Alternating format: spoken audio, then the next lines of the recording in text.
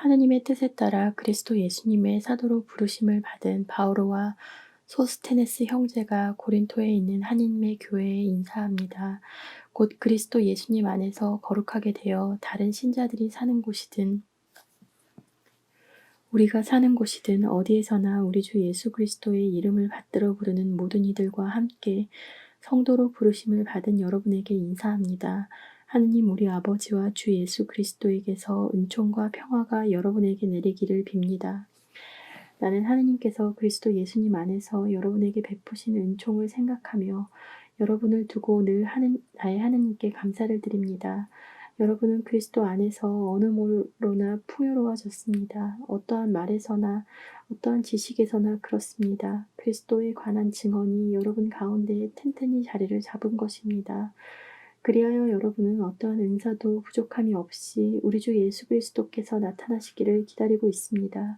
그분께서는 또한 여러분을 끝까지 굳세게 하시어 우리 주 예수 그리스도의 날에 흠잡을 데가 없게 해주실 것입니다. 하느님은 성실하신 분이십니다. 그분께서 당신의 아드님 우리 주 예수 그리스도와 친교를 맺도록 여러분을 불러주셨습니다. 형제 여러분, 나는 우리 주 예수 그리스도의 이름으로 여러분에게 권고합니다. 모두 합심하여 여러분 가운데에 분열이 일어나지 않게 하십시오. 오히려 같은 생각과 같은 뜻으로 하나가 되십시오. 나의 형제 여러분, 여러분 가운데에 분쟁이 일어났다는 것을 클로의 집안 사람들이 나에게 알려주었습니다. 다름이 아니라 여러분이 저마다 나는 바오로 편이다, 나는 아폴로 편이다, 나는 케파 편이다, 나는 그리스도 편이다 하고 말한다는 것입니다. 그리스도께서 갈라지셨다는 말입니까? 바오로가 여러분을 위하여 십자가에 못 박히기라도 하였습니까? 아니면 여러분이 바오로의 이름으로 세례를 받았습니까? 나는 여러분 가운데 크리스포스와 가이오스 외에는 아무에게도 세례를 주지 않은 이를 두고 하느님께 감사를 드립니다. 그러니 아무도 여러분이 내 이름으로 세례를 받았다고 말할 수 없습니다. 내가 스테파나스 집안 사람들에게도 세례를 주기는 하였습니다. 그 밖에 다른 누구에게도 세례를 준 적이 없습니다. 그리스도께서는 세례를 주라고 나를 보내신 것이 아니라 복음을 전하라고 보내셨습니다. 그리고 이 일을 말재주로 하라는 것이 아니었으니 그리스도의 십자가가 헛되지 않게 하려는 것입니다. 멸망할 자들에게는 십자가에 관한 말씀이 어리석은 것이지만 구원을 받을 우리에게는 하느님의 힘입니다. 사실 성경에도 이렇게 기록되어 있습니다. 나는 지혜롭다는 자들의 지혜를 부수어버리고 슬기롭다는 자들의 슬기를 치워버리리라. 지혜로운 자가 어디에 있습니까? 율법학자가 어디에 있습니까? 이 세상의 논객이 어디에 있습니까? 하느님께서 세상의 지혜를 어리석은 것으로 만들어버리지 않으셨습니까? 사실 세상은 하느님의 지혜를 보면서도 자기의 지혜로는 하느님을 알아보지 못하였습니다.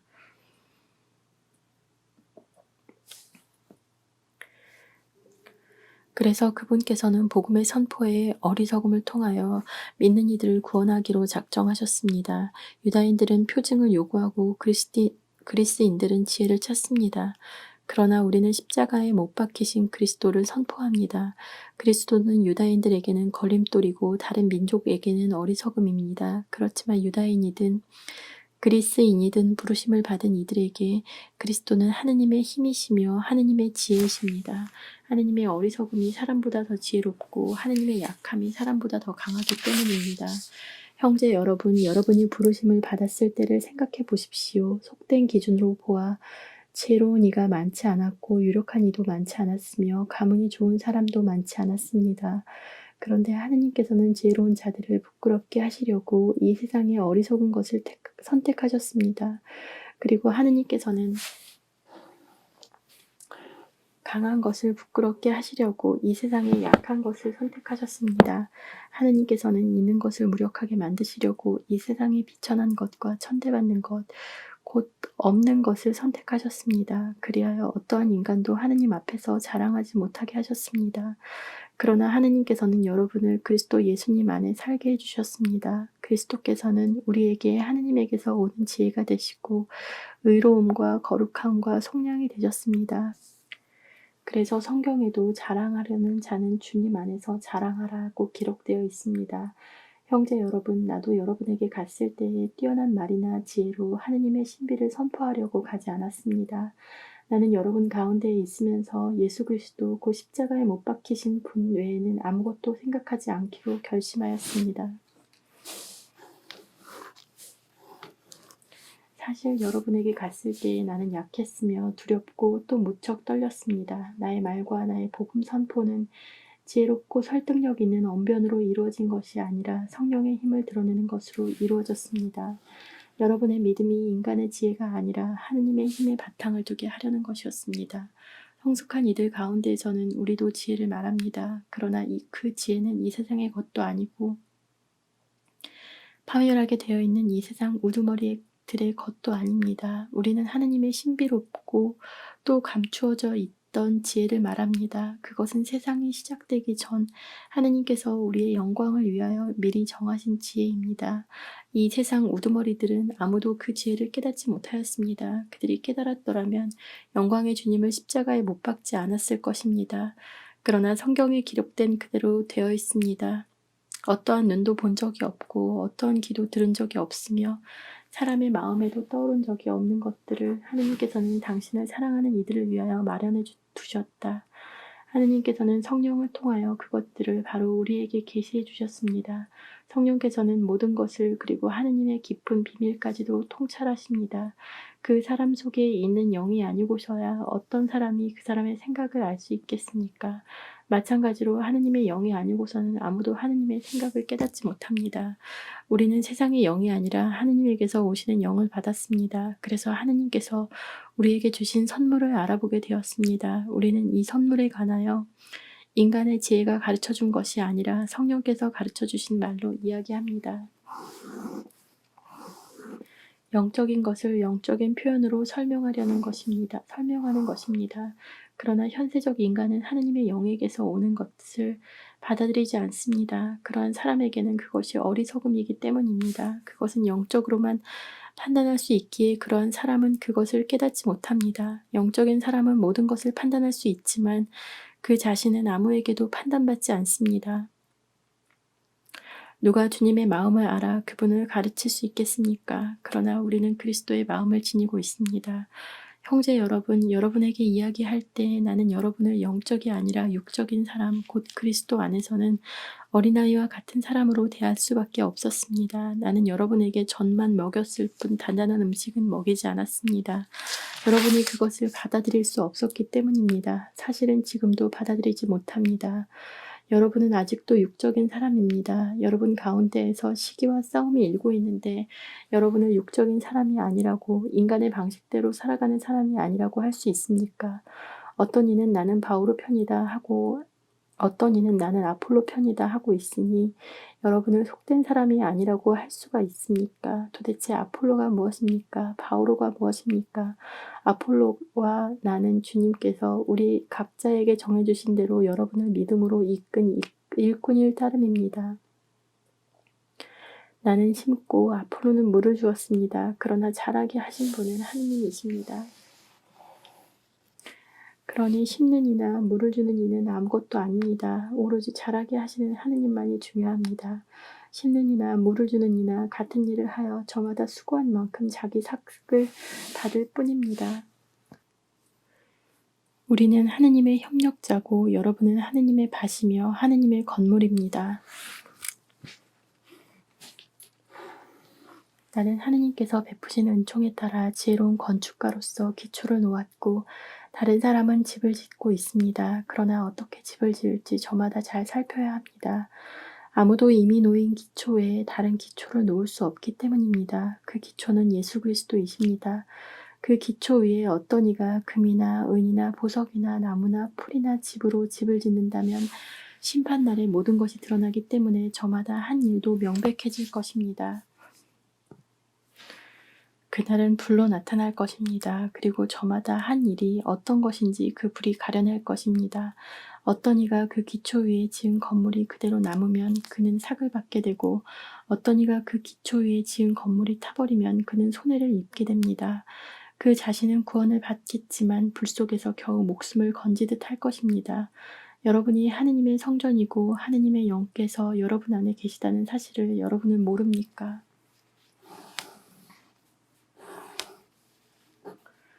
누구든지 하느님의 성전을 파괴하면 하느님께서도 그 자를 파멸시키실 것입니다. 하느님의 성전은 거룩하기 때문입니다. 여러분이 바로 하느님의 성전입니다. 아무도 자신을 속여서는 안 됩니다. 여러분 가운데 자기가 이 세상에서 지혜로운 이라고 생각하는 사람이 있으면 그가 지혜롭게 되기 위해서는 어리석은 이가 되어야 합니다. 이 세상의 지혜가 하느님께는 어리석음이기 때문입니다. 성경에 이렇게 기록되어 있습니다. 그분께서는 지혜롭다는 자들을 그들의 꾀로 붙잡으신다. 또 이렇게 기록되어 있습니다. 주님께서는 지혜롭다는 자들의 생각을 아신다. 그것이 허황됨을 아신다. 그러므로 아무도 인간을 두고 자랑해서는 안 됩니다. 사실 모든 것이 다 여러분의 것입니다. 바울로도 아폴로도 케파도 세상도 생명도 죽음도 현재도 미래도 다 여러분의 것입니다. 그리고 여러분은 그리스도의 것이고 그리스도는 하느님의 것입니다. 그러므로 누구든지 우리를 그리스도의 시종으로 하느님의 신비를 맡은 관리인으로 생각해야 합니다. 무릇 관리인에게 요구되는 바는 그가 성실한 사람으로 드러나는 것입니다. 그러나 내가 여러분에게 심판을 받든지 세상 법정에서 심판을 받든지 나에게는 조금도 문제가 되지 않습니다. 나도 나 자신을 심판하지 않습니다. 나는 잘못한 것이 없음을 압니다. 그렇다고 내가 무죄 선고를 받았다는 말은 아닙니다. 나를 심판하시는 분은 주님이십니다. 그러므로 주님께서 오실 때까지 미리 심판하지 마십시오. 그분께서 어둠 속에 숨겨진 것을 밝히시고 마음속 생각을 드러내실 것입니다. 그때 저마다 하느님께 칭찬을 받을 것입니다. 형제 여러분, 나는 여러분을 위하여 이 모든 것을 나 자신과 아폴로에게 적용시켜 이야기하였습니다. 여러분이 기록된 것에서 벗어나지 마라. 한 가르침을 우리에게 배워 저마다 한쪽은 얕보고 다른 쪽은 편들면서 우쭐거리는 일이 없게 하려는 것입니다. 누가 그대를 남다르게 보아줍니까? 그대가 가진 것 가운데에서 받지 않은 것이 어디 있습니까? 모두 받은 것이라면 왜 받지 않은 것이냐 자랑합니까?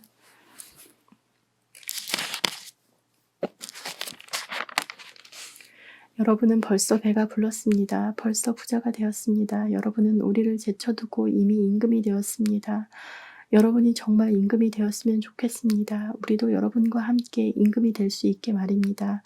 내가 생각하기에 하느님께서는 우리 사도들을 사형 선고를 받은 자처럼 가장 보잘것없는 사람으로 세우셨습니다. 그래서 우리가 세상과 천사들과 사람들에게 구경거리가 된 것입니다. 우리는 그리스도 때문에 어리석은 사람이 되고 여러분은 그리스도 안에서 슬기로운 사람이 되었습니다. 우리는 약하고 여러분은 강합니다. 여러분은 명예를 누리고 우리는 멸시를 받습니다. 지금 이 시간까지도 우리는 줄이고 목마르고 헐벗고 매맞고 집 없이 떠돌아다니고 우리 손으로 애써 일합니다. 사람들이 욕을 하면 축복해주고 박해를 하면 견디어내고 중상을 하면 좋은 말로 응답합니다. 우리는 세상의 쓰레기처럼 만민의 찌꺼기처럼 되었습니다. 지금도 그렇습니다. 나는 여러분을 부끄럽게 하려고 이런 말을 쓰는 것이 아닙니다. 여러분을 나의 사랑하는 자녀로서 타이르려는 것입니다. 여러분을 그리스도 안에서 이끌어주는 인도자가 수없이 많다 하여도 아버지는 많지 않습니다. 그리스도 예수님 안에서 내가 복음을 통하여 여러분의 아버지가 되었습니다. 그래서 내가 여러분에게 권고합니다. 나를 본받는 사람이 되십시오. 이러한 연으로 내가 티모테오를 여러분에게 보냈습니다. 그는 내가 주님 안에서 사랑하는 나의 성실한 아들입니다. 내가 어디에 가든지 모든 교회에서 가르치는 그대로 그리스도 예수님 안에서 지켜야 하는 나의 원칙들을 그가 여러분에게 상기시켜 줄 것입니다. 그런데 어떤 이들은 내가 여러분에게 가지 않을 것으로 여겨 우쭐거리고 있습니다. 주님께서 원하시면 나는 여러분에게 곧 갈 것입니다. 그리고 그 우쭐거리는 이들의 말이 아니라 힘을 확인해 보겠습니다. 하느님의 나라는 말이 아니라 힘에 있기 때문입니다.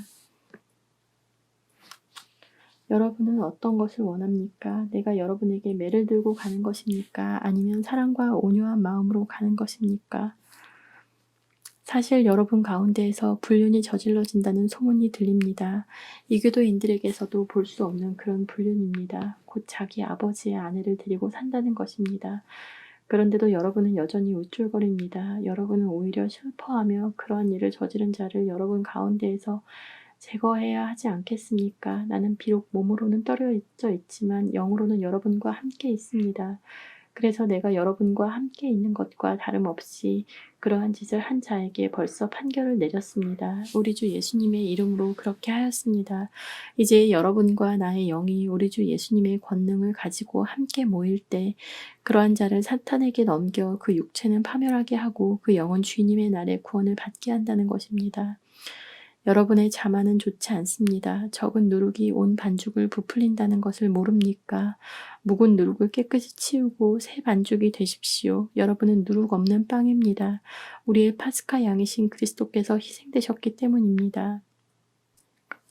그러므로 묵은 누룩, 곧 악의와 사악이라는 누룩이 아니라 순결과 진실이라는 누룩 없는 빵을 가지고 축제를 지냅시다. 나는 전에 써보낸 편지에서 불륜을 저지르는 자들과 상종하지 말라고 하였습니다. 물론 불륜을 저지르는 이 세상 사람들이나 탐욕을 부리는 자들, 그리고 강도들이나 우상 숭배자들과 전혀 상종하지 말라는 것이 아닙니다. 그렇다면 여러분이 아예 이 세상 밖으로 나가야 할 것입니다. 내가 그렇게 쓴 뜻은 교우라고 하는 사람이 불륜을 저지르는 자거나 탐욕을 부리는 자거나 우상 숭배자거나 중상꾼이거나 주정꾼이거나 강도면 상종하지 말라는 것입니다. 그런 자와는 식사도 함께하지 마십시오. 바깥 사람들을 심판하는 것은 내 일이 아니지 않습니까? 여러분이 심판할 사람들은 안에 있는 이들이 아닙니까? 바깥 사람들은 하느님께서 심판하실 것입니다. 여러분은 여러분 가운데에서 그 악인을 제거해 버리십시오. 여러분 가운데에 누가 다른 사람과 문제가 있을 때 어찌 성도들에게 가지 않고 이교도들에게 가서 심판을 받으려고 한다는 말입니까?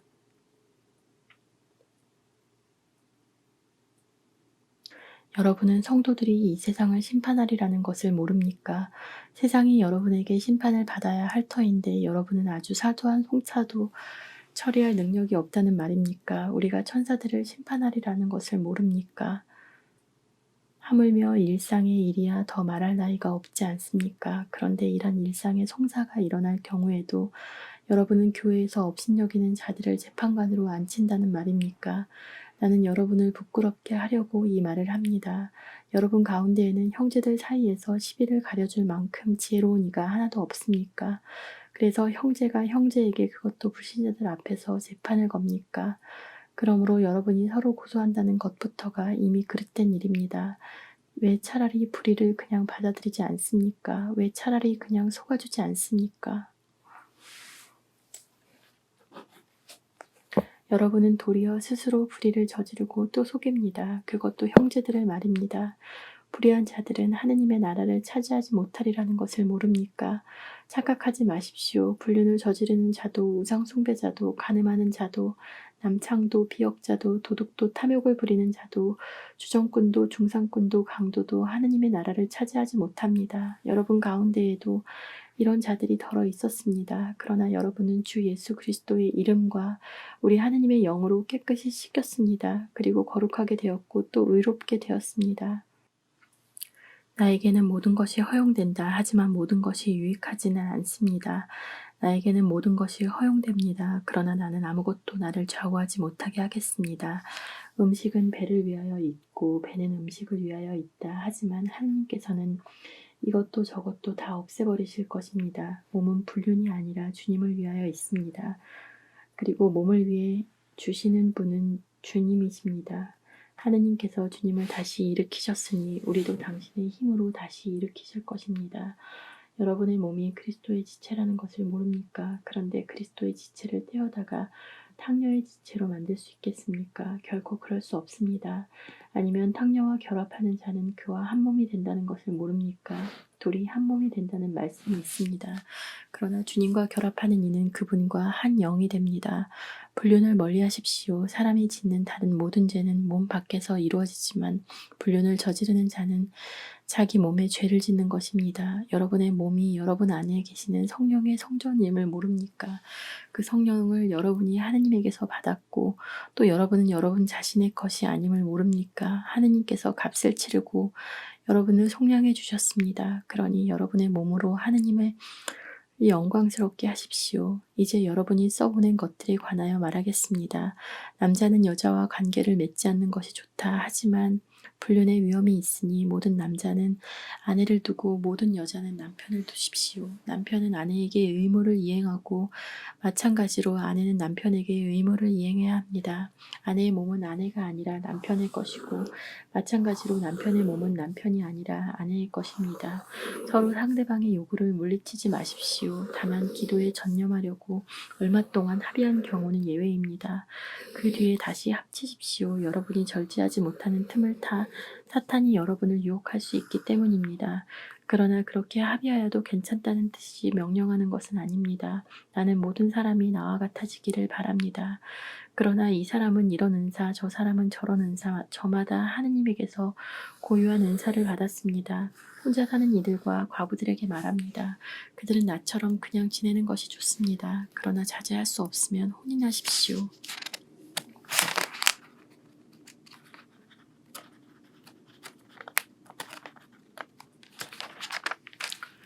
욕정에 불타는 것보다 혼인하는 편이 낫습니다. 혼인한 이들에게 분부합니다. 내가 아니라 주님께서 분부하시는 것입니다. 아내는 남편과 헤어져서는 안 됩니다. 만일 헤어져 있으면 혼자 지내든가 남편과 화해해야 합니다. 그리고 남편은 아내를 버려서는 안 됩니다. 그 밖의 사람들에게는 주님이 아니라 내가 말합니다. 어떠한 형제에게 신자 아닌 아내가 있는데 그 아내가 계속 남편과 함께 살기를 원하면 그 아내를 버려서는 안 됩니다. 또 어떤 부인에게 신자 아닌 남편이 있는데 그가 계속 아내와 함께 살기를 원하면 그 남편을 버려서는 안 됩니다. 신자 아닌 남편은 아내로 말미암아 거룩해졌고 신자 아닌 아내는 그 남편으로 말미암아 거룩해졌기 때문입니다. 그렇지 않으면 여러분의 자녀도 더러울 터이지만 사실은 그들도 거룩합니다. 그러나 신자 아닌 쪽에서 헤어지겠다면 헤어지십시오. 그러한 경우에는 형제나 자매가 속박을 받지 않습니다. 하느님께서는 여러분을 평화롭게 살라고 부르셨습니다. 아내들이여 그대가 남편을 구원할 수 있을지 혹시 압니까? 그리고 남편들이여 그대가 아내를 구원할 수 있을지 혹시 압니까? 아무튼 주님께서 각자에게 정해주신 대로 하느님께서 각자를 부르셨을 때의 상태로 살아가십시오. 이것이 내가 모든 교회에 내리는 지시입니다. 누가 할례받은 몸으로 부르심을 받았습니까? 할례받은 흔적을 없애려고 하지 마십시오. 누가 할례받지 않은 몸으로 부르심을 받았습니까? 할례를 받으려고 하지 마십시오.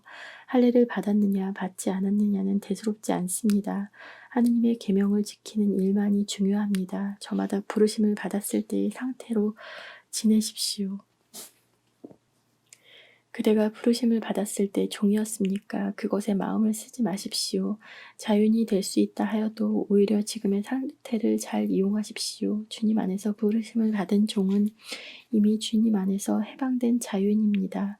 마찬가지로 부르심을 받은 자유인은 그리스도의 종입니다. 하느님께서 값을 치르고 여러분을 속량해 주셨습니다. 사람의 종이 되지 마십시오. 형제 여러분, 저마다 부르심을 받았을 때의 상태대로 하느님과 함께 지내십시오. 미혼자들에 관해서는 내가 주님의 명령을 받은 바가 없습니다. 그러나 주님의 자비를 입어 믿을 만한 사람이 된 자로서 의견을 내놓습니다. 현재의 재난 때문에 지금 그대로 있는 것이 사람에게 좋다고 나는 생각합니다. 그대는 아내에게 매여 있습니까? 갈라서려고 하지 마십시오. 그대는 아내와 갈라졌습니까? 아내를 얻으려고 하지 마십시오. 그러나 그대가 혼인하더라도 죄를 짓는 것은 아닙니다. 또 처녀가 혼인하더라도 죄를 짓는 것은 아닙니다. 그러나 그렇게 혼인하는 이들은 현재의 고통을 겪을 것입니다. 나는 여러분이 그것을 면하게 하고 싶습니다. 형제 여러분, 내가 말하려는 것은 이것입니다. 때가 얼마 남지 않았습니다. 이제부터 아내가 있는 사람은 아내가 없는 사람처럼, 우는 사람은 울지 않는 사람처럼, 기뻐하는 사람은 기뻐하지 않는 사람처럼, 물건을 산 사람은 그것을 가지고 있지 않은 사람처럼, 세상을 이용하는 사람은 이용하지 않는 사람처럼 사십시오. 이 세상의 형체가 사라지고 있기 때문입니다. 나는 여러분이 걱정 없이 살기를 바랍니다. 혼인하지 않은 남자는 어떻게 하면 주님을 기쁘게 해드릴 수 있을까 하고 주님의 일을 걱정합니다. 그러나 혼인한 남자는 어떻게 하면 아내를 기쁘게 할 수 있을까 하고 세상 일을 걱정합니다. 그래서 그는 마음이 갈라집니다. 남편이 없는 여자와 처녀는 몸으로나 영으로나 거룩해지려고 주님의 일을 걱정합니다. 그러나 혼인한 여자는 어떻게 하면 남편을 기쁘게 할 수 있을까 하고 세상 일을 걱정합니다. 나는 여러분 자신의 이익을 위하여 이 말을 합니다. 여러분에게 굴레를 씌우려는 것이 아니라 아무런 방해도 받지 않고서 품이 있고 충실하게 주님을 섬기게 하려는 것입니다. 어떤 사람이 자기 약혼녀에게 잘못한다는 생각이 들고 열정까지 넘쳐 혼인해야 한다면 원하는 대로 하십시오. 그가 죄를 짓는 것이 아니니 그 두 사람은 혼인하십시오. 그러나 마음속으로 뜻을 단단히 굳히고 어떠한 강요도 없이 자기의 의지를 제어할 힘이 있어서 약혼녀를 그대로 두겠다고 마음속으로 작정하였다면 그것은 잘하는 일입니다.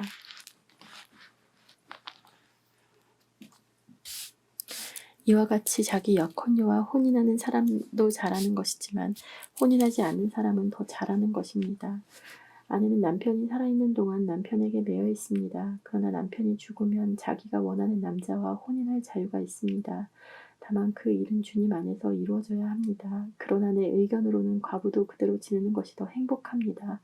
나 역시 하느님의 영을 모시고 있다고 생각합니다.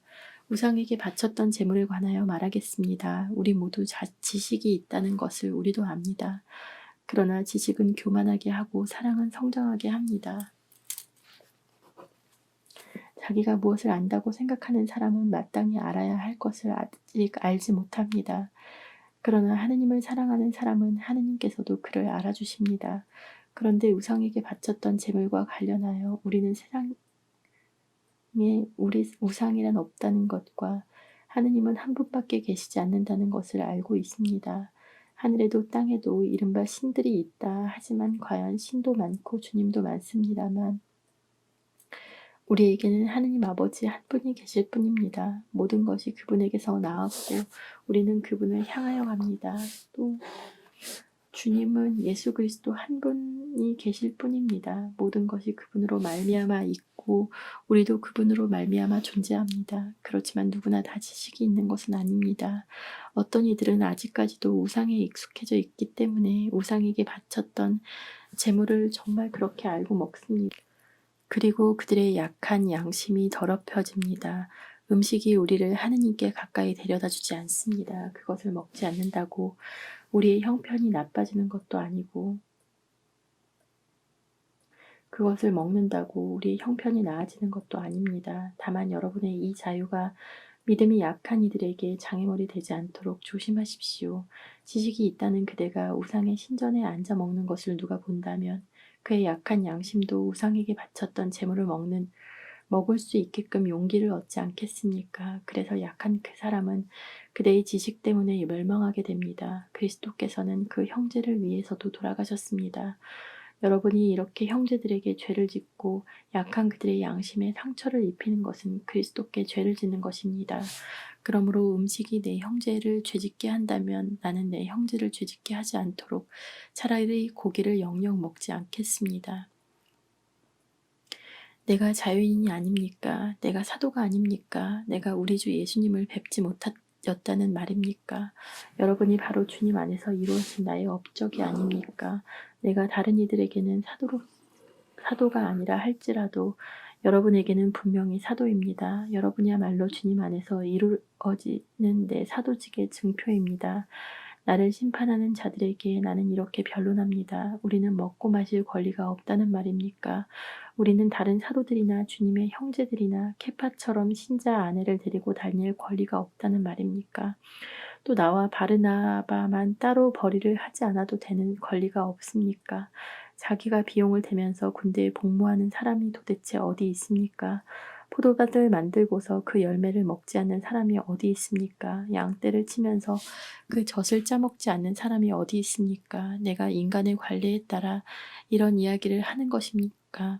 율법도 같은 말을 하지 않습니까? 사실 모세의 율법에 타작일을 하는 소에게 부리망을 씌워서는 안 된다고 기록되어 있습니다. 하느님께서 소에게 마음을 쓰시는 것입니까? 어쨌든 우리를 위하여 말씀하시는 것이 아닙니까? 물론 우리를 위하여 그렇게 기록된 것입니다. 밭을 가는 이는 마땅히 희망을 가지고 밭을 갈고 타작가는 이는 제 몫을 받으리라는 희망으로 그 일을 합니다.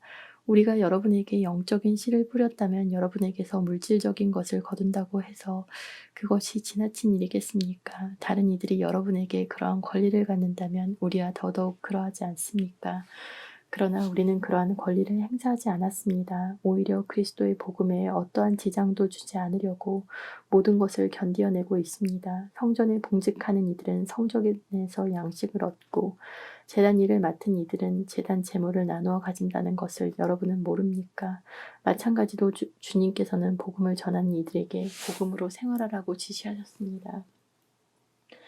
그러나 나는 그러한 권리를 하나도 행사하지 않았습니다. 또 나에게 그렇게 해달라고 이런 말을 쓴 것도 아닙니다. 그러니 차라리 죽는 편이 낫습니다. 아무도 나의 자랑거리를 헛되게 하지 못할 것입니다. 사실은 내가 복음을 선포한다고 해서 그것이 나에게 자랑거리가 되지는 않습니다. 나로서는 어찌할 수 없는 의무이기 때문입니다. 내가 복음을 선포하지 않는다면 나는 참으로 불행할 것입니다. 내가 내 자유의사로 이 일을 한다면 나는 삭을 요구할 권리가 있습니다. 그러나 하는 수 없이 한다면 나에게 직무가 맡겨진 것입니다. 그렇다면 내가 받는 삭은 무엇입니까? 내가 복음을 선포하면서 그것에 따른 나의 권리를 행사하지 않고 복음을 거저 전하는 것입니다.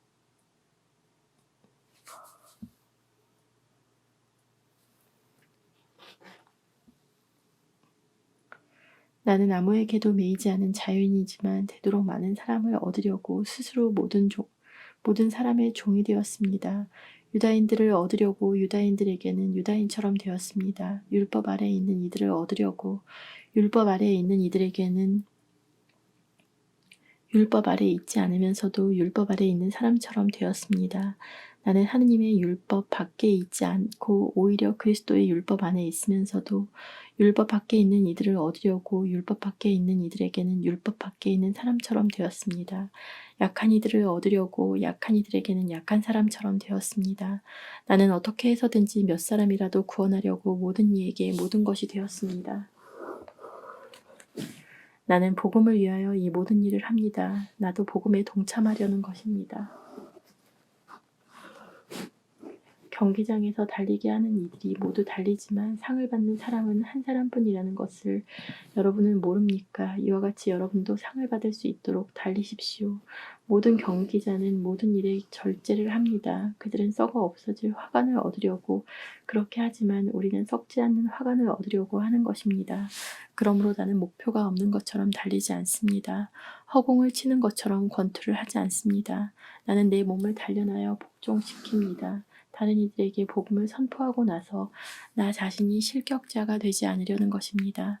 형제 여러분, 나는 여러분이 이 사실도 알기를 바랍니다. 우리 조상들은 모두 구름 아래에 있었으며 모두 바다를 건넜습니다. 모두 구름과 바다 속에서 세례를 받아 모세와 하나가 되었습니다. 모두 똑같은 영적 양식을 먹고 모두 똑같은 영적 음료를 마셨습니다. 그들은 자기들을 따라오는 영적 바위에서 솟는 물을 마셨는데 그 바위가 곧 그리스도이셨습니다. 그러나 하느님께서는 그들 대부분이 마음에 들지 않으셨습니다. 사실 그들은 광야에서 죽어 널브러졌습니다. 이 일들은 우리를 위한 본보기로 일어났습니다. 그들이 악을 탐냈던 것처럼 우리는 악을 탐내지 말라는 것입니다. 성경의 백성은 앉아서 먹고 마시고 일어나 흥청거리며 놀았다고 기록되어 있듯이 여러분은 그들 가운데 어떤 자들처럼 우상 숭배자가 되지 마십시오. 또 그들 가운데 어떤 자들이 불륜을 저지른 것처럼 우리는 불륜을 저지르지 맙시다. 그들은 하루에 23,000명이 죽어 넘어졌습니다. 그들 가운데 어떤 자들이 주님을 시험한 것처럼 우리는 그리스도를 시험하지 맙시다. 그들은 뱀에 물려 죽었습니다. 그리고 그들 가운데 어떤 자들이 투덜거린 것처럼 여러분은 투덜거리지 마십시오. 그들은 파괴자의 손에 죽었습니다. 이 일을 본보기로 그들에게 일어난 것인데 세상 종말에 다다른 우리에게 경고가 되라고 기록되어 있습니다. 그러므로 서 있다고 생각하는 이는 넘어지지 않도록 조심하십시오. 여러분에게 닥친 시련은 인간으로서 이겨내지 못할 시련이 아닙니다. 하느님은 성실하십니다. 그분께서는 여러분에게 능력 이상으로 시련을 겪게 하지 않으십니다. 그리고 시련과 함께 그것을 벗어날 길도 마련해 주십니다. 그러므로 사랑하는 여러분, 우상 숭배를 멀리하십시오. 나는 여러분을 슬기로운 사람으로 여겨 말합니다. 내가 하는 말을 스스로 판단하십시오. 우리가 축복하는 그 축복의 잔은 그리스도의 피에 동참하는 것이 아닙니까? 우리가 떼는 빵은 그리스도의 몸에 동참하는 것이 아닙니까? 빵이 하나이므로 우리는 여럿일지라도 한 몸입니다. 우리 모두 한 빵을 함께 나누기 때문입니다. 저 이스라엘 백성을 보십시오. 희생 제물을 먹는 이들은 모두 제단에 동참하는 이들이 아닙니까? 그러니 내가 말하려는 것이 무엇이겠습니까? 우상에게 바쳤던 제물이 무엇이라도 된다는 말입니까? 우상이 무엇이라도 된다는 말입니까? 아닙니다. 사람들이 바치는 제물은 하느님이 아니라 마귀들에게 바치는 것이라는 말입니다. 나는 여러분이 마귀들과 상종하는 자가 되지 않기를 바랍니다. 여러분이 주님의 잔도 마시고 마귀들의 잔도 마실 수는 없습니다. 여러분이 주님의 식탁에도 참여하고 마귀들의 식탁에도 참여할 수는 없습니다. 우리가 주님을 질투하시게 하려는 것입니까? 우리가 주님보다 강하다는 말입니까? 모든 것이 허용된다. 하지만 모든 것이 유익하지는 않습니다. 모든 것이 허용됩니다. 그러나 모든 것이 성장에 도움이 되지는 않습니다. 누구나 자기 좋은 것을 찾지 말고 남에게 좋은 것을 찾으십시오. 시장에서 파는 것은 양심을 따져보지 말고 무엇이든지 먹으십시오. 세상과 그 안에 가득 찬 것들이 주님의 것이기 때문입니다. 불신자 가운데 누가 여러분을 초대하여 여러분이 가고자 한다면 양심을 따져보지 말고 여러분 앞에 놓는 것은 무엇이든지 먹으십시오. 그러나 누가 여러분에게 이것은 제물로 바쳤던 것입니다 하고 말하거든 그것을 알린 사람과 그 양심을 생각하여 먹지 마십시오. 내가 말하는 양심은 여러분 자신이 아니라 다른 사람의 양심입니다. 사실 무엇 때문에 내 자유가 남의 양심으로 판단을 받아야 하겠습니까? 내가 감사하는 마음으로 식사를 함께하면 내가 감사하는 그 음식 때문에 비난받을 까닭이 어디 있겠습니까? 그러므로 여러분은 먹든지 마시든지 그리고 무슨 일을 하든지 모든 것을 하느님의 영광을 위하여 하십시오. 유다인에게도 그리스인에게도 하느님의 교회에도 방해를 놓는 자가 되지 마십시오. 무슨 일을 하든 모든 사람을 기쁘게 하려고 애쓰는 나처럼 하십시오. 나는 많은 사람이 구원을 받을 수 있도록 내가 아니라 그들에게 유익한 것을 찾습니다. 내가 그리스도를 본받는 것처럼 여러분도 나를 본받는 사람이 되십시오. 나는 여러분을 칭찬합니다. 여러분이 모든 일에서 나를 기억하고 또 내가 전한 전통을 그대로 유지하고 있기 때문입니다. 그런데 모든 남자의 머리는 그리스도이시고 아내의 머리는 남편이며 그리스도의 머리는 하느님이시라는 사실을 여러분이 알기를 바랍니다. 어떤 남자든지 머리에 무엇을 쓰고 기도하거나 예언하면 자기의 머리를 부끄럽게 하는 것입니다.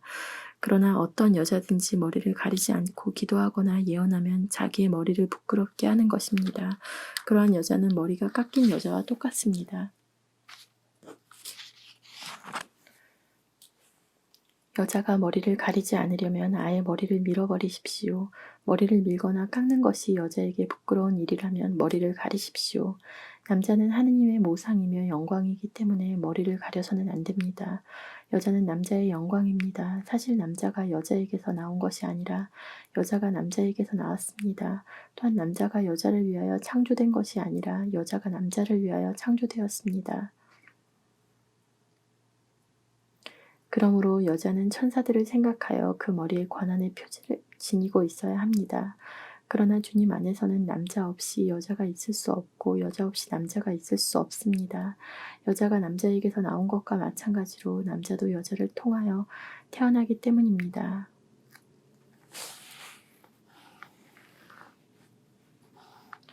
그러나 모든 것이 하느님에게서 나옵니다. 여러분 스스로 판단해 보십시오. 여자가 머리를 가리지 않고 하느님께 기도하는 것이 어울리는 일입니까? 이미 자연이 여러분에게 가르쳐 주지 않습니까? 남자가 긴 머리를 하고 다니면 자기에게 수치가 되지만 여자가 긴 머리를 하고 다니면 자기에게 영광이 된다는 것입니다. 여자는 너울 대신에 긴 머리를 받았기 때문입니다. 누가 논쟁을 벌이고 싶어 할지도 모르지만 우리에게는 그러한 관습이 없고 하느님의 교회에도 없습니다. 이제 내가 지시하려는 문제와 관련해서는 여러분을 칭찬할 수가 없습니다. 여러분의 모임에 이익이 아니라 해를 끼치기 때문입니다. 우선 여러분이 교회 모임을 가질 때 여러분 가운데 분열이 있다는 말이 들리는데 나는 그것이 어느 정도 사실이라고 믿습니다. 하기야 여러분 가운데 분파도 있어야 참된 이들이 드러날 것입니다. 그렇지만 여러분이 한데 모여서 먹는 것은 주님의 만찬이 아닙니다. 그것을 먹을 때 저마다 먼저 자기 것으로 저녁 식사를 하기 때문에 어떤 이는 배가 고프고 어떤 이는 술에 취합니다. 여러분은 먹고 마실 집이 없다는 말입니까? 아니면 하느님의 교회를 업신여기고 가진 것이 없는 이들을 부끄럽게 하려는 것입니까? 내가 여러분에게 무슨 말을 해야겠습니까? 여러분을 칭찬해야겠습니까? 이 점에서는 칭찬할 수가 없습니다.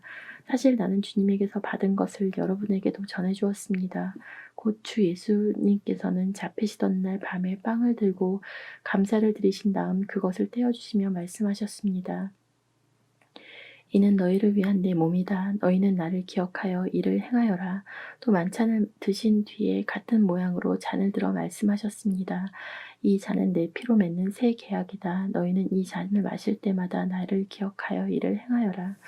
사실 주님께서 오실 때까지 여러분은 이 빵을 먹고 이 잔을 마실 적마다 주님의 죽음을 전하는 것입니다. 그러므로 부당하게 주님의 빵을 먹거나 그분의 잔을 마시는 자는 주님의 몸과 피에 죄를 짓게 됩니다. 그러니 각 사람은 자신을 돌이켜보고 나서 이 빵을 먹고 이 잔을 마셔야 합니다.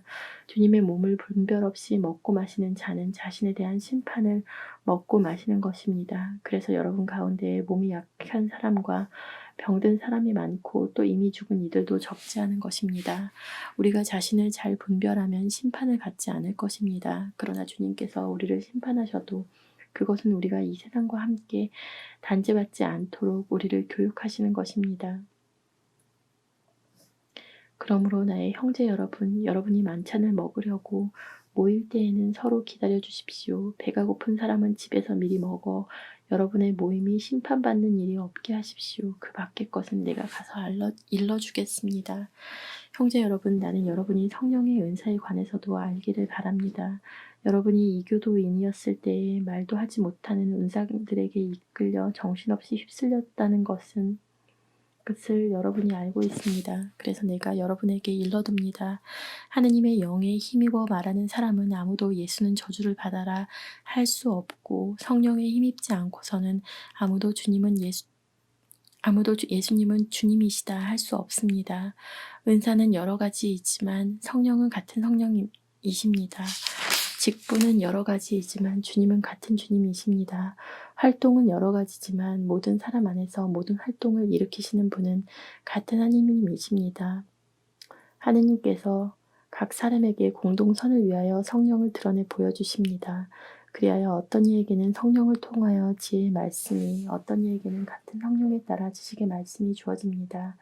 어떤 이에게는 같은 성령 안에서 믿음이, 어떤 이에게는 그 한 성령 안에서 병을 고치는 은사가 주어집니다. 어떤 이에게는 기적을 일으키는 은사가, 어떤 이에게는 예언을 하는 은사가, 어떤 이에게는 영들을 식별하는 은사가, 어떤 이에게는 여러 가지 신령한 언어를 말하는 은사가, 어떤 이에게는 신령한 언어를 해석하는 은사가 주어집니다. 이 모든 것을 한 분이신 같은 성령께서 일으키십니다. 그분께서는 당신이 원하는 대로 각자에게 그것들을 따로따로 나누어 주십니다. 몸은 하나이지만 많은 지체를 가지고 있고 몸의 지체는 많지만 모두 한 몸인 것처럼 그리스도께서도 그러하십니다. 우리는 유다인이든 그리스도인이든 종이든 자유인이든 모두 한 성령 안에서 세를 받아 한 몸이 되었습니다. 또 모두 한 성령을 받아 마셨습니다. 몸은 한 지체가 아니라 많은 지체로 되어 있습니다. 발이 나는 손이 아니니 몸에 속하지 않는다고 말한다 해서 몸에 속하지 않는 것이 아닙니다. 또 귀가 나는 눈이 아니니 몸에 속하지 않는다고 말한다 해서 몸에 속하지 않는 것이 아닙니다.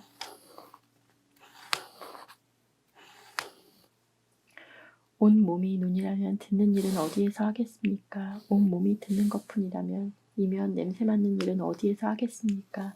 사실 하느님께서 당신이 원하시는 대로 각각의 지체들을 그 몸에 만들어 놓으셨습니다.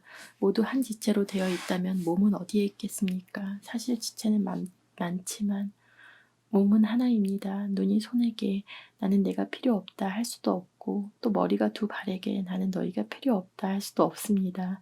몸의 지체 가운데에서 약하다고 여겨지는 것들이 오히려 더 요긴합니다.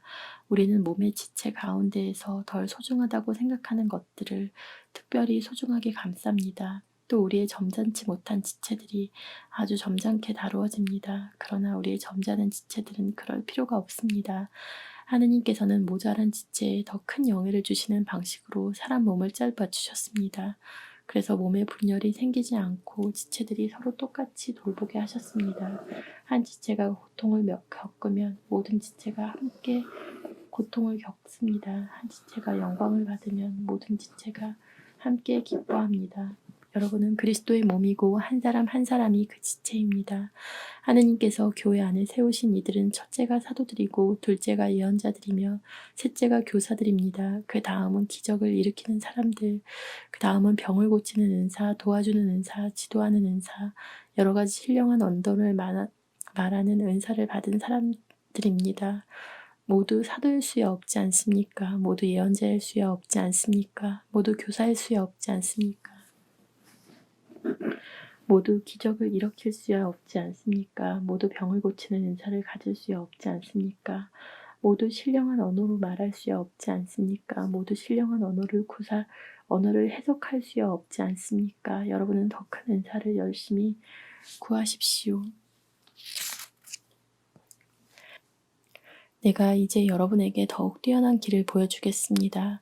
내가 인간의 여러 언어와 천사의 언어로 말한다 하여도 나에게 사랑이 없으면 나는 요란한 징이나 소란한 꽹과리에 지나지 않습니다. 내가 예언하는 능력이 있고 모든 신비와 모든 지식을 깨닫고 산을 옮길 수 있는 큰 믿음이 있다 하여도 나에게 사랑이 없으면 나는 아무것도 아닙니다. 내가 모든 재산을 나누어 주고 내 몸까지 자랑스레 넘겨준다 하여도 나에게 사랑이 없으면 나에게는 아무 소용이 없습니다. 사랑은 참고 기다립니다. 사랑은 친절합니다. 사랑은 시기하지 않고 뽐내지 않으며 교만하지 않습니다. 사랑은 무례하지 않고 자기 이익을 추구하지 않으며 성을 내지 않고 앙심을 품지 않습니다. 사랑은 불의에 기뻐하지 않고 진실을 두고 함께 기뻐합니다.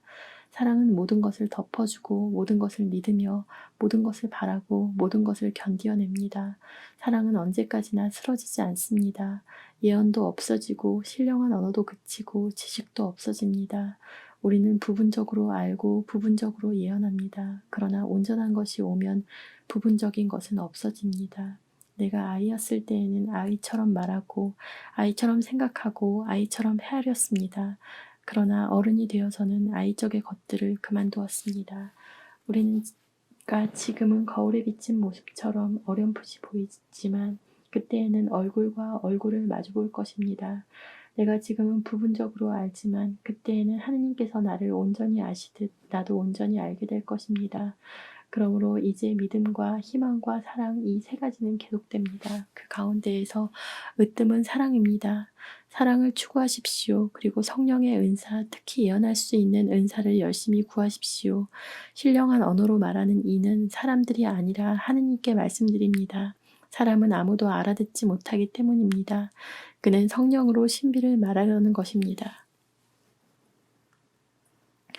그러나 예언하는 이는 사람들을 성장하게 하고 격려하고 위로하는 말을 합니다. 신령한 언어로 말하는 이는 자기를 성장하게 하지만 예언하는 이는 교회를 성장하게 합니다. 나는 여러분이 모두 신령한 언어로 말할 수 있기를 바랍니다. 그러나 그보다 예언할 수 있기를 더 바랍니다. 누가 해석을 해주어 교회가 성장에 도움을 받는 경우가 아니면 예언하는 이가 신령한 언어로 말하는 이보다 더 훌륭합니다. 이제 형제 여러분, 내가 여러분에게 가서 신령한 언어로 말한다 한들 계시나 지식이나 예언이나 가르침을 주는 말을 하지 않으면 내가 여러분에게 무슨 소용이 있겠습니까? 마찬가지로 필이나 수금처럼 생명 없는 것들도 소리를 내지만 분명한 가락을 내지 않으면 피리로 불거나 수금으로 뜯는 곡을 사람들이 어떻게 알아들을 수 있겠습니까? 또 나팔이 확실하지 않은 소리를 내면 누가 전투 준비를 하겠습니까? 이와 같이 여러분도 신령한 언어로 말할 때 분명하지 않은 말을 하면 그 말을 어떻게 알아들을 수 있겠습니까? 그것은 허공에 대고 말하는 셈입니다. 세상에는 물론 수많은 종류의 언어가 있지만 의미가 없는 언어는 하나도 없습니다. 그런데 내가 어떤 언어의 뜻을 알지 못하면 나는 그 언어를 말하는 이에게 외국인이 되고 그 언어를 말하는 이는 나에게 외국인이 됩니다. 여러분도 마찬가지입니다. 여러분은 성령의 은사를 열심히 구하는 사람들이니 교회의 성장을 위하여 그것을 더욱 많이 받도록 애쓰십시오. 그러므로 신령한 언어로 말하는 이는 그것을 해석도 할 수 있도록 기도하십시오. 내가 신령한 언어로 기도하면 나의 영은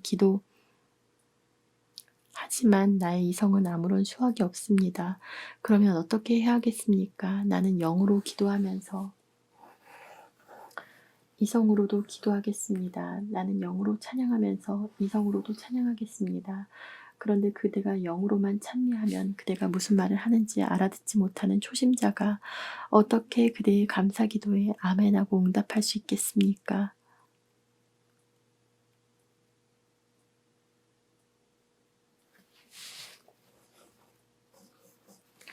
그대야 훌륭하게 감사를 드리지만 다른 사람은 성장에 도움을 받지 못합니다. 하느님께 감사하게도 나는 여러분 가운데 누구보다도 더 많이 신령한 언어로 말할 수 있습니다. 그러나 나는 교회에서 신령한 언어로만 마디 말을 하기보다 다른 이들을 가르칠 수 있게 내 이성으로 5마디 말을 하고 싶습니다. 형제 여러분, 생각하는 데에는 어린아이가 되지 마십시오. 악에는 아이가 되고 생각하는 데에는 어른이 되십시오. 율법에 이렇게 기록되어 있습니다. 내가 또 다른 신령한 언어를 말하는 자들을 통하여 다른 나라 사람들의 입술을 통하여 이 백성에게 말할지라도 그들은 내 말을 귀담아 듣지 않으리라 하고 주님께서 말씀하신다. 이렇게 신령한 언어는 믿는 이들이 아니라 믿지 않는 이들을 위한 표징입니다. 그러나 예언은 믿지 않는 이들이 아니라 믿는 이들을 위한 표징입니다. 온 교회가 한자리에 모여 모두 신령한 언어로 말하는데 초심자들이나 믿지 않는 이들이 들어온다면 그들은 여러분을 미쳤다고 하지 않겠습니까? 그러나 모두 예언하는데 믿지 않는 이나 초심자가 들어온다면 그는 모든 이에게 질책을 받고 그 모든 이에게 심판을 받게 됩니다. 또 그 마음속에 숨겨진 것들이 드러납니다. 그러면 그는 얼굴을 바닥에 대고 엎드려 하느님께 절하면서 참으로 하느님께서 여러분 가운데 계십니다 하고 선언할 것입니다. 그러니 형제 여러분 어떻게 해야겠습니까? 여러분이 함께 모일 때에 저마다 할 일이 있어서 어떤 이는 찬양하고 어떤 이는 가르치고 어떤 이는 계시를 전하고 어떤 이는 신령한 언어를 말하고 어떤 이는 해석을 합니다. 이 모든 것이 교회의 성장에 도움이 되어야 합니다. 누가 신령한 언어로 말할 때에는 한 번에 둘이나 많아야 셋이서 차례로 하고 또 한 사람이 해석을 해야 합니다. 그러나 해석하는 이가 없으면 그들은 교회 안에서 잠자코 혼자서 하느님께만 말해야 합니다. 예언자들은 둘이나 셋이 말하고 다른 이들은 그것을 식별하십시오. 그러나 그곳에 앉은 다른 이에게 계시가 내리면 먼저 말하던 사람은 잠자코 있어야 합니다. 이렇게 여러분 모두 한 사람씩 예언할 수 있습니다. 그러면 모든 사람이 배우고 또 모든 사람이 격려를 받게 됩니다. 예언자의 영은 예언자에게 복종해야 합니다. 하느님은 무질서의 하느님이 아니라 평화의 하느님이시기 때문입니다. 성도들의 모든 교회에서처럼 여자들은 교회 안에서 잠자코 있어야 합니다. 그들에게는 말하는 것이 허락되어 있지 않습니다. 율법에서도 말하듯이 여자들은 순종해야 합니다. 배우고 싶은 것이 있으면 집에서 남편에게 물어보십시오. 여자가 교회에서 말하는 것은 부끄러운 일입니다. 하느님의 말씀이 여러분에게서 나오기라도 하였습니까? 아니면 하느님의 말씀이 여러분에게만 내리기라도 하였습니까? 누구든지 자기가 예언자나 성령의 은사를 받은 사람이라고 생각하면 내가 여러분에게 써보낸 이 말이 주님의 계명임을 알아야 합니다. 누구든지 이것을 인정하지 않으면 그 사람도 인정받지 못합니다. 그러므로 나의 형제 여러분, 예언할 수 있는 은사를 열심히 구하십시오. 그리고 신령한 언어로 말하는 것을 막지 마십시오. 다만 모든 일이 품위 있고 질서 있게 이루어져야 합니다. 형제 여러분, 내가 이미 전한 복음을 여러분에게 상기시키고자 합니다. 여러분은 이 복음을 받아들여 그 안에 굳건히 서 있습니다. 내가 여러분에게 전한 이 복음 말씀을 굳게 지킨다면 또 여러분이 헛되이 믿게 된 것이 아니라면 여러분은 이 복음으로 구원을 받습니다. 나도 전해받았고 여러분에게 무엇보다 먼저 전해준 복음은 이렇습니다. 곧 그리스도께서는 성경 말씀대로 우리의 죄 때문에 돌아가시고 묻히셨으며 성경 말씀대로 사흘날에 데려가서 나시어 케파에게 또 이에서 12사도에게 나타나셨습니다. 그 다음에는 한 번에 500명이 넘는 형제들에게 나타나셨는데 그 가운데에 덜어는 이미 세상을 떠났지만 대부분은 아직도 살아 있습니다. 그 다음에 야고보에게 또 이어서 다른 모든 사도에게 나타나셨습니다. 맨 마지막으로는 칠짝둥이 같은 나에게도 나타나셨습니다. 사실 나는 사도들 가운데 가장 보잘것없는 자로서 사도라고 불릴 자격조차 없는 몸입니다. 하느님의 교회를 박해하였기 때문입니다. 그러나 하느님의 은총으로 지금의 내가 되었습니다. 하느님께서 나에게 베푸시는 은총은 헛되지 않았습니다. 나는 그들 가운데 누구보다도 애를 많이 썼습니다. 그러나 그것은 내가 아니라 나와 함께 있는 하느님의 은총이 한 것입니다. 그리하여 나나 그들이나 우리 모두 이렇게 선포하고 있으며 여러분도 이렇게 믿게 되었습니다. 그리스도께서 죽은 이들 가운데에서 되살아나셨다고 우리가 이렇게 선포하는데 여러분 가운데 어떤 사람은 어째서 죽은 이들의 부활이 없다고 말합니까? 죽은 이들의 부활이 없다면 그리스도께서도 되살아나지 않으셨을 것입니다. 그리스도께서 되살아나지 않으셨다면 우리의 복음 선포도 헛되고 여러분의 믿음도 헛됩니다. 우리는 또 하느님의 거짓 증인으로 드러날 것입니다. 죽은 이들이 정말로 되살아나지 않는다면 하느님께서 그리스도를 되살리지 않으셨을 터인데도 하느님께서 그리스도를 되살리셨다고 우리가 하느님을 거슬러 증언한 셈이기 때문입니다. 죽은 이들이 되살아나지 않는다면 그리스도께서도 되살아나지 않으셨을 것입니다. 그리스도께서 되살아나지 않으셨다면 여러분의 믿음은 덧없고 여러분 자신은 아직도 여러분이 지은 죄 안에 있을 것입니다. 그리스도 안에서 잠든 이들도 멸망하였을 것입니다. 우리가 현세만을 위하여 그리스도께 희망을 걸고 있다면 우리는 모든 인간 가운데에서 가장 불쌍한 사람일 것입니다. 그러나 이제 그리스도께서는 죽은 이들 가운데에서 되살아나셨습니다. 죽은 이들의 만물이 되셨습니다. 죽음이 한 사람을 통하여 왔으므로 부활도 한 사람을 통하여 온 것입니다. 아담 안에서 모든 사람이 죽는 것과 같이 그리스도 안에서 모든 사람이 살아날 것입니다. 그러나 각각 차례가 있습니다. 만물은 그리스도이십니다. 그 다음은 그리스도께서 재림하실 때 그분께 속한 이들입니다. 그러고는 종말입니다. 그때 그리스도께서는 모든 권세와 모든 권력과 권능을 파멸시키시고 나서 나라를 하느님 아버지께 넘겨드릴 것입니다. 하느님께서 모든 원수를 그리스도의 발 아래 잡아다 놓으실 때까지는 그리스도께서 다스리셔야 합니다. 마지막으로 파멸되어야 하는 원수는 죽음입니다. 사실 하느님께서는 모든 것을 그의 발 아래 굴복시키셨습니다. 그런데 모든 것이 굴복되었다고 말할 때 모든 것을 그에게 굴복시키신 분이 제해된다는 것은 명백합니다. 그러나 아드님께서도 모든 것이 당신께 굴복할 때에는 당신께 모든 것을 굴복시켜 주신 분께 굴복하실 것입니다. 그리하여 하느님께서는 모든 것 안에서 모든 것이 되실 것입니다. 그렇지 않다면 죽은 이들을 위하여 세례를 받는 사람들은 무엇을 하겠다는 것입니까? 죽은 이들이 전혀 되살아나지 않는다면 무엇 때문에 그들을 위하여 세례를 받습니까?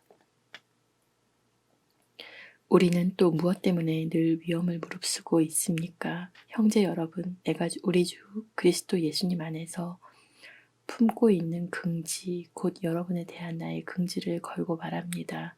나는 날마다 죽음을 마주하고 있습니다.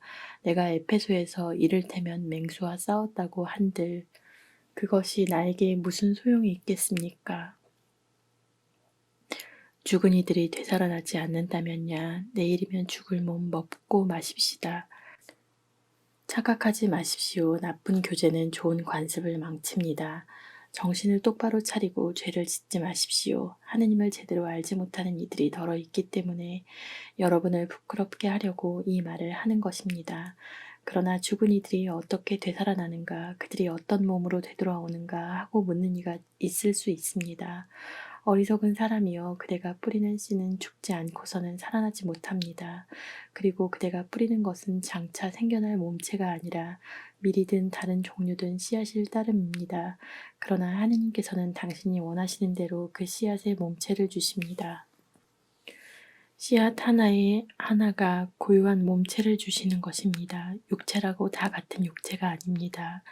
사람의 육체가 다르고 짐승의 육체가 다르고 날짐승의 육체가 다르고 물고기의 육체가 다릅니다. 하늘에 속한 몸체들도 있고 땅에 속한 몸체들도 있습니다.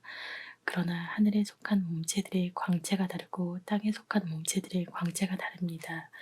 해의 광채가 다르고 달의 광채가 다르고 별들의 광채가 다릅니다. 별들은 또 그 광채로서 서로 구별됩니다. 죽은 이들의 부활도 이와 같습니다. 썩어 없어질 것으로 묻히지만 썩지 않는 것으로 되살아납니다. 비천한 것으로 묻히지만 영광스러운 것으로 되살아납니다. 약한 것으로 묻히지만 강한 것으로 되살아납니다. 물질적인 몸으로 묻히지만 영적인 몸으로 되살아납니다. 물질적인 몸이 있으면 영적인 몸도 있습니다. 성경에도 이렇게 기록되어 있습니다. 첫 인간 아담이 생명체가 되었다. 마지막 아담은 생명을 주는 영이 되셨습니다. 그러나 먼저 있었던 것은 영적인 것이 아니라 물질적인 것이었습니다. 영적인 것은 그 다음입니다. 첫 인간은 땅에서 나와 흙으로 된 사람입니다. 둘째 인간은 하늘에서 왔습니다. 흙으로 된 그 사람이 그러하면 흙으로 된 다른 사람들도 마찬가지입니다. 하늘에 속한 그분께서 그러하시면 하늘에 속한 다른 사람들도 마찬가지입니다. 우리가 흙으로 된 그 사람의 모습을 지녔듯이 하늘에 속한 그분의 모습도 지니게 될 것입니다. 형제 여러분, 내가 말하려는 것은 이렇습니다. 살과 피는 하느님의 나라를 물려받지 못하고 썩는 것은 썩지 않는 것을 물려받지 못합니다. 자, 내가 여러분에게 신비 하나를 말해주겠습니다.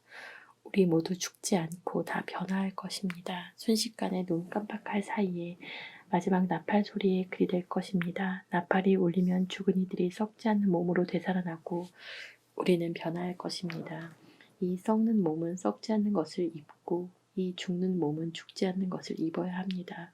이 썩는 몸이 썩지 않는 것을 입고 이 죽는 몸이 죽지 않는 것을 입으면 그때 성경에 기록된 말씀이 이루어질 것입니다.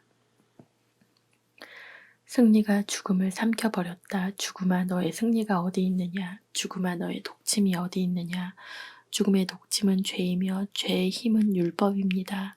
우리 주 예수 그리스도를 통하여 우리에게 승리를 주시는 하느님께 감사드립니다. 그러므로 사랑하는 형제 여러분, 굳게 서서 흔들리지 말고 언제나 주님의 일을 더욱 많이 하십시오. 여러분의 노고가 헛되지 않음을 여러분은 알고 있습니다. 성도들을 위한 모금에 관해서는 내가 갈라티아의 여러 교회에서 지시한 것과 같이 여러분도 그대로 하십시오. 매주 첫날에 저마다 형편이 닿는 대로 얼마씩을 자기 집에 따로 모아두십시오.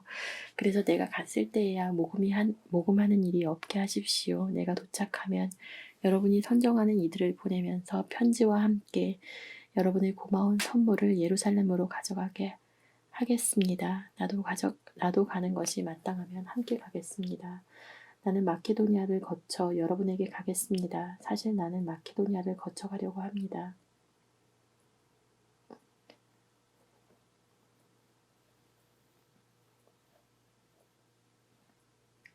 어쩌면 여러분과 함께 한동안 지내든가 아예 겨울을 나든가 하겠습니다.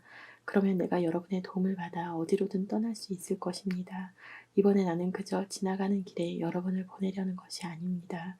주님께서 허락하시면 얼마 동안 여러분과 함께 지내고 싶습니다. 그러나 오순절까지는 에페소에서 지내겠습니다. 적대자들이 많기는 하지만 많은 일을 할 수 있는 큰 문이 나에게 열려 있습니다.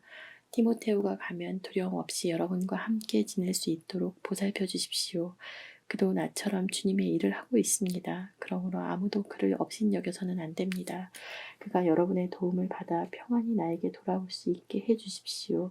나는 형제들과 함께 그를 기다리고 있습니다. 아폴로 형제에 관해서 말하자면 형제들과 함께 여러분에게 가라고 내가 간곡히 권고하였지만 그가 지금은 갈 뜻이 전혀 없습니다. 그러나 기회가 되면 갈 것입니다. 깨어 있으십시오. 믿음 안에 굳게 서 있으십시오. 용기를 내십시오. 힘을 내십시오. 여러분이 하는 모든 일이 사랑으로 이루어지게 하십시오. 형제 여러분, 내가 여러분에게 권고합니다. 여러분도 알다시피 스테파나스 집안 사람들은 아카이아의 첫 열매로서 성도들을 위한 직무에 헌신하였습니다. 여러분도 그러한 사람들에게 또 그들과 함께 일하고 애쓰는 모든 이에게 순종하십시오. 나는 스테파나스와 포르투나투스와 아카이코스가 와 주어서 기쁩니다. 이 사람들이 여러분에 대한 나의 아쉬움을 채워주었습니다. 나와 여러분에게 생기를 불어넣어 주었습니다. 그러니 여러분은 이러한 이들을 인정해 주어야 합니다. 아시아의 교회들이 여러분에게 인사합니다. 아킬라와 프리스카가 자기 집에 모이는 교회와 함께 주님 안에서 여러분에게 특별히 인사합니다. 모든 형제가 여러분에게 인사합니다. 여러분도 거룩한 입맞춤으로 서로 인사하십시오. 이 인사말은 나 바오로가 직접 씁니다. 누구든지 주님을 사랑하지 않는 자는 저주를 받으라. 마라나타, 주님의 은총이 여러분과 함께하기를 빕니다. 나는 그리스도 예수님 안에서 여러분 모두를 사랑합니다.